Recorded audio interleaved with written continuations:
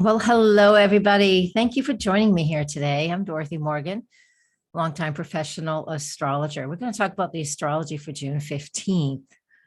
And I'm going to pick out one thing for the aspect for the day. Just give us a quick, not a quick, it'll take a few minutes overview of what's going on in the sky today. So we can all have like a feel for the energy of what today, June 15th, represents and what it feels like. So thank you for being here. You know what? If this is your first time, welcome. I'm glad you've discovered this channel. I do my best to keep things very logical, very practical. That's me, Taurus rising, Capricorn moon, and a Gemini though. Lots of earth in my chart. Saturn is the ruler of my whole chart, just to say.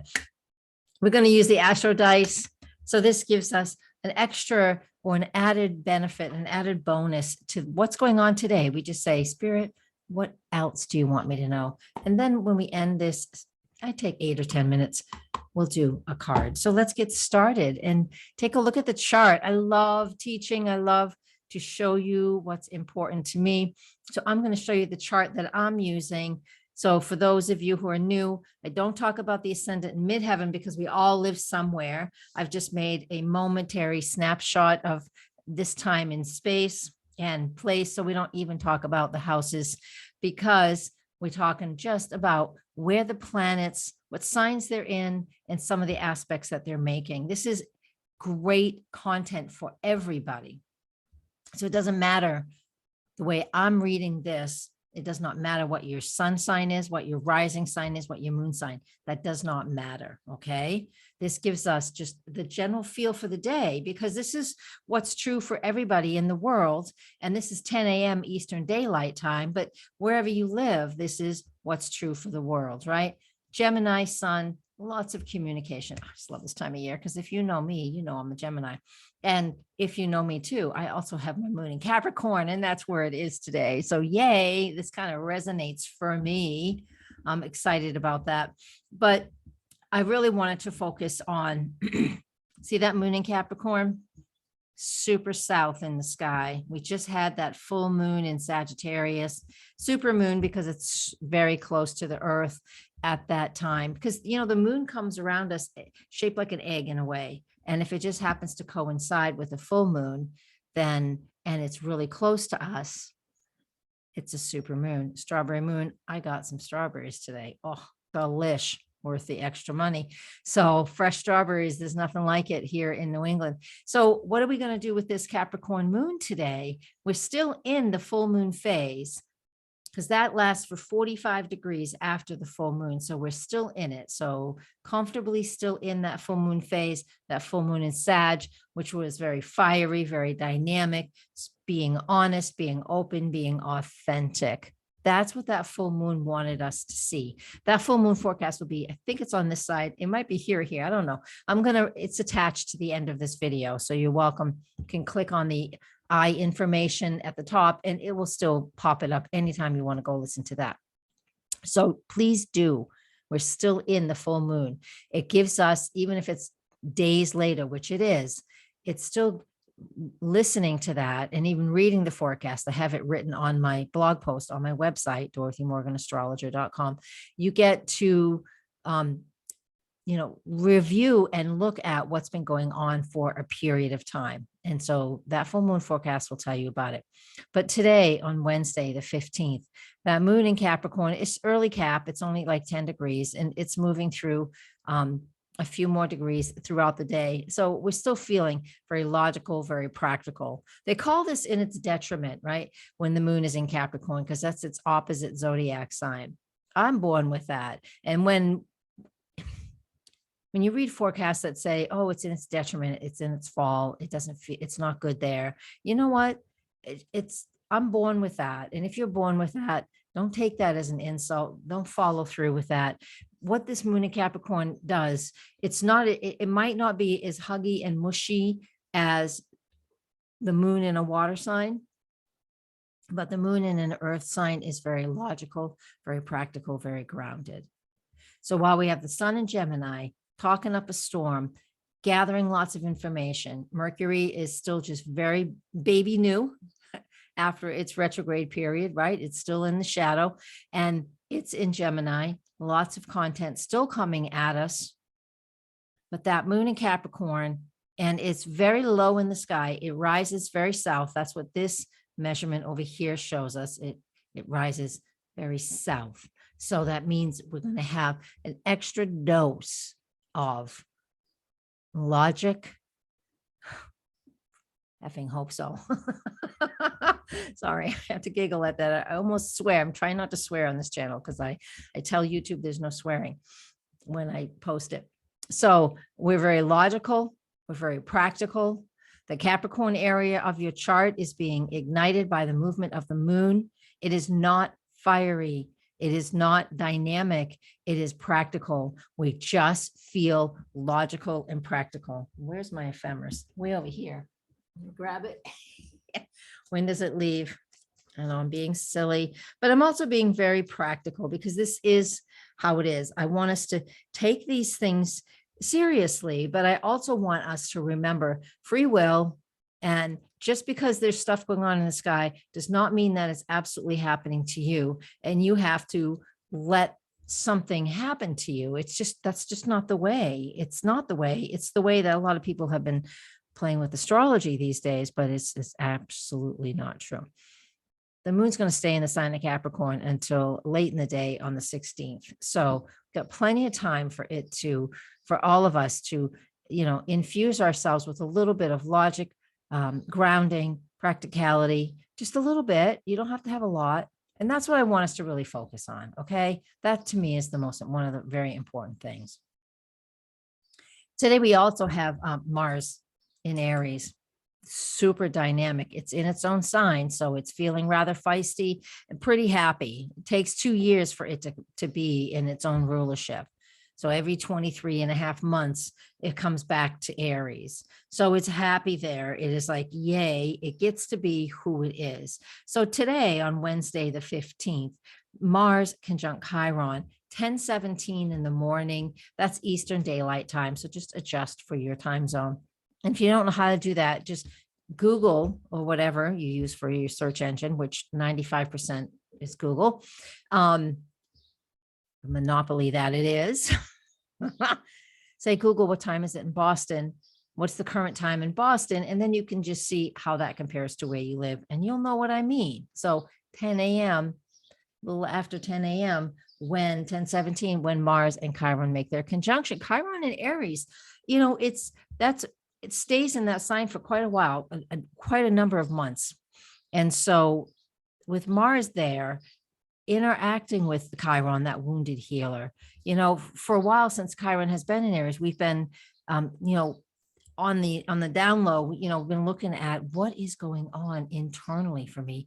Where do I need to step up and be more me or take charge in some way? So again, find where that Aries is in your chart. Mars is going to activate that a bit over the next few days. So we're able to, unfortunately, for some of us, it can feel very wounding. But once we recognize or know what that wound is, what the issue is, then we're able to bring it to the surface. So we're able to work with it and transmute it and identify it. You know, it's no different than all of a sudden, you know, a light bulb goes off and it's like, oh, all of a sudden you realize it's like, that's why I react to this, because it's something that's deep. It's a wound that's deep.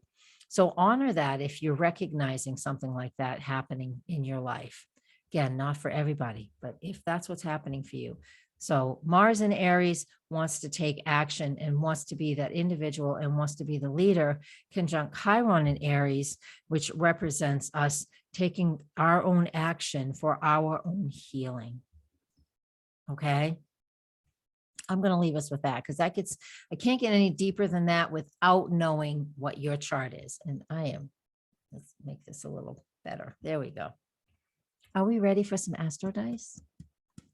So here you can ask yourself a question, whatever that question is.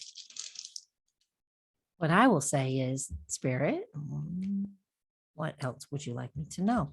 And the Astro Dice, one of them is the 12 houses, one of them is the 12 zodiac signs, and one of them is the 10 planets plus the North Node and the South Node, the North-South Node. So we're going to read this, and sometimes it's it's it's eerily relating to that one fell. The sun showed up. That one slipped out. So just like a card when I shuffle, we're going to let that happen. The sun in Leo. Well, the sun rules the sign of Leo. So for somebody here, first off, in the eighth house, the house of transformation, the house of resources, outside resources like partners, resources, seventh house. Then the eighth house is your partner. Your partner is the seventh house, and the eighth house is their resources, right? Or it's resources for like credit cards, mortgages, taxes, processing, estates, things like that. It's not death. It's not your death. It's how you handle it, or all of those processes that have to happen when somebody passes. Oh, I know that's what all my 2020 was about. It's okay. Don't need condolences. We're good. The sun. So when I roll this, the sun in Leo in the eighth house, the extra message is about like really standing up and being creative maybe in your finances, creative and finding a partner that can help finance something that's important for you, especially a creative project. So that's how I would see that. So that just the added message to the day's astrology, which is nothing to do with what's in the sky. It's just what these dice came out as a roll, no different than shuffling cards. It's about being creative, finding that creativity, finding your passion, and working towards, and I did talk a lot about changes and transformation and things coming to the surface because of the Mars conjunct Chiron in the astrology for today. So the sun in Leo in the eighth house is a transformative evolutionary energy. So being creative and healing some of those processes that may be in your life right now. Some of us that won't make any sense, but some of us that will make a lot of sense. While I'm shuffling, please share this among your groups. Like to be discovered in different areas and different places. And that is how you can help me. If you want to financially help, then you go to my website, book a session, make a donation, or join Patreon. That's always a blast. I do a lot more there, even though that today was very deep. And I appreciate that. Thank you. This is a great card. Smudging ceremony. So that just reminds us, clear the deck, take care of things, use your smudge, use your fire, whatever it is. I can't use that here. Not in this is an apartment. I don't live, there's too many smoke detectors. So I use this. Why is this on my desk? Honestly, let me tell you, this is a big piece of selenite. I have it all over my house. And this is nice and smooth because I put my feet on it. And the reason it's up here is because I was showing it to a student a little while ago.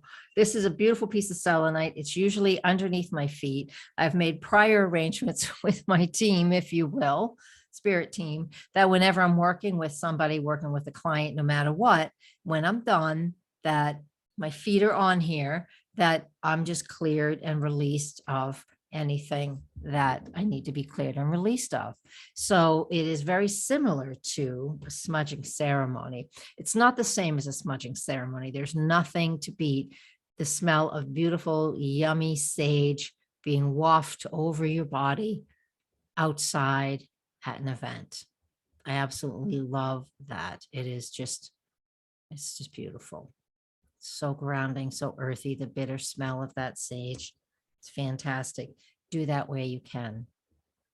But if you can't and you're inside, use some mist. And again, I like to use selenite because it is fantastic for all of those things. So yeah, there's another one of my little, somebody asked me recently, actually one of my mentoring students, what else do I do? Because we're just brand new with each other. So I've been an astrologer for decades. I took a number of different oracle card classes. So you'll see somewhere in some places that I do angel card readings, which I don't do that anymore. I just do my intuitive stuff with the guidance of cards and with the guidance of the Astro Dice. So lots of intuitive stuff. I'm a medium, but I don't talk about it. I won't do that. Oh, my dear medium friends laugh at me every time I say that because they know me. I'm not a medium. I don't. It just pops in whenever it pops in. It's not my intention, even though people love it. All right. I went really long today. Thank you guys. And I will be back tomorrow. The next day, I'll be back for the next forecast, which will be June 16th. Thank you so much. And please, if you feel, comment, like, and share. I know we're not supposed to say that these days. Blessings, everybody. Namaste.